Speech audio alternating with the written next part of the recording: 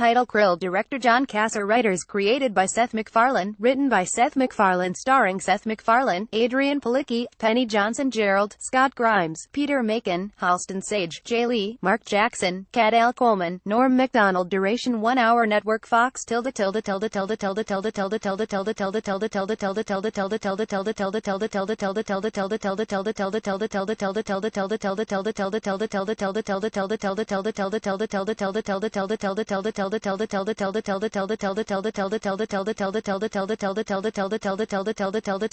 we finally get the explanation of what's behind the conflict between the Krill and humanity I've been hoping for, in an episode that fleshed the hostile aliens out and gave us a much better understanding of them.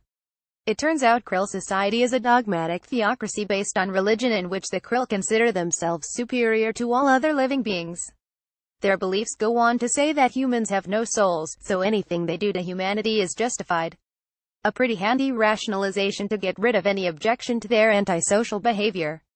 These aliens don't do what they do out of hostility, they simply feel it's their right to take whatever the Krill want when and where they want to, and just like any other time when a theocracy is involved, bad things happen. In other words, the Krill are serious dicks. This week's edition is probably my favorite episode so far of the Rookie series. The narrative turned out to be a pretty sophisticated and multi-layered one that not only addressed religion and being driven by dogmatic, irrational ideas. The story also raised questions about morality in a wartime scenario where deciding on what to do in the face of challenging complex situations is not always as clear-cut as we would like it to be. It's an episode that reminds us sometimes there just aren't any easy choices. The humor worked for me better this time around, also with Gordon's stoner approach to life barely held in check by his friend and Captain Ed. Along with this was a revelation about Bortus and how his fellow crewmates reacted to it that was so politically incorrect it made me smile.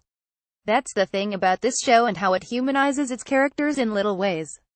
Everyone acts and responds to things like kids might, and sometimes it works well, and it's refreshing to see people behave and react to circumstances and situations in such a natural and candid fashion. The episode managed to combine humor and some dramatic moments excellently. Warning: spoilers follow. This week's episode begins with the revelation that Bortus is capable of eating just about anything without any unpleasant effects on himself after he gobbles down a significant amount of wasabi without it causing any noticeable response by him after doing it. His crewmates are fascinated by his ability to eat just about anything and begin to entertain themselves by offering him random things to eat. They start treating him like a sideshow geek. The gang are interrupted from this pastime when they are all called to the bridge when the Orville comes across a Krill ship attacking a human colony. After attempting to get the ship to halt its attack verbally, the Orville opens fire on it, and it works too well because the much more massive Krill ship begins attacking the Orville instead. It soon becomes apparent they are outgunned when Ed devises a way to take the Krill ship out. He baits it into position, where the Orville spectacularly makes short work of it. This brief battle was an impressive, noteworthy, well-depicted scene and a classic sci-fi moment. It was the first of several excellent sci-fi moments in an episode, with several of them to follow. Afterwards, they notice an intact raider-sized Krill ship that survived the explosion, so the Orville tows it back to base. It's a big deal and apparently the first time a Krill ship has been captured intact.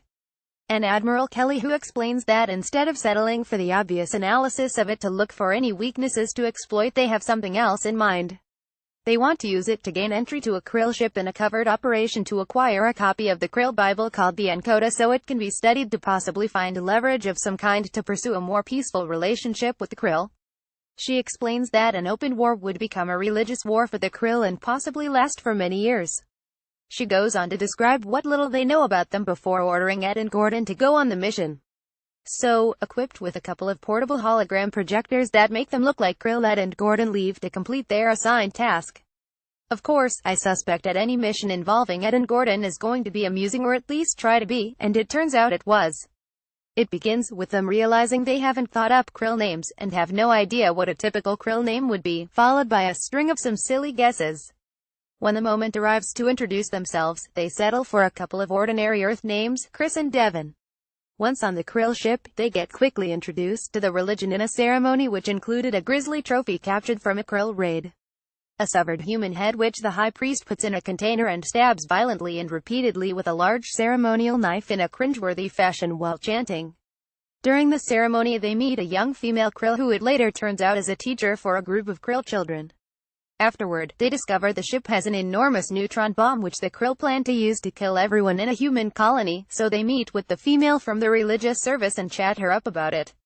The young female Krill who they run into again later turns out as a teacher who has a classroom full of young children who she invites to Ed and Gordon to visit. After a few awkward questions, they find an excuse to bow out. Shortly after that, one of the students visits them in their quarters, and while they are talking, Ed suddenly has the realization the Krill have a vulnerability they can exploit, a sensitivity to sunlight's ultraviolet rays. Gordon expresses it as the Krill being vampires, and that he and Ed are vampire hunters. They come up with a way to adjust the ship's lights so it will kill the ship's crew, but Ed is not comfortable with the notion of killing the kids, which he refuses to do, which complicates things. They are aware of the irony of killing the ship's crew while their mission was to find a way towards peace. Faced with the difficult decision of what to do, they know they must go through with their plan to save all of the humans in the colony. Ed and Gordon set up their plan but run into problems while carrying out the preparations for it. After setting up a timer, so for when the lights will become lethal, Gordon gets exposed as being human and the word is put out to find and capture Ed. There is running firefight while Ed tries to make sure the kids won't get harmed by the lights. He has to round up one of the kids that wandered away from class. Eventually, the lights go up and the crew gets sensationally killed off. The Krill missile gets launched but for some reason doesn't go off and Gordon shoots it down from the Krill ship. Ed and Gordon save the day and capture the Krill ship, but not without a cost. Afterward, Ed visits the young Krill teacher to apologize, and her response is less than understanding. She chillingly tells him the children he saved will become his enemy after learning what he has done. The mission for peace has ironically resulted in creating a new generation of enemies. Krill was a well-done episode with an unmistakable message about the nature of war and how good intentions can get lost along the way in the hellish context it creates. It was also an excellent and classic episode of science fiction action and sci-fi adventure that showed the potential this series has to become a great one.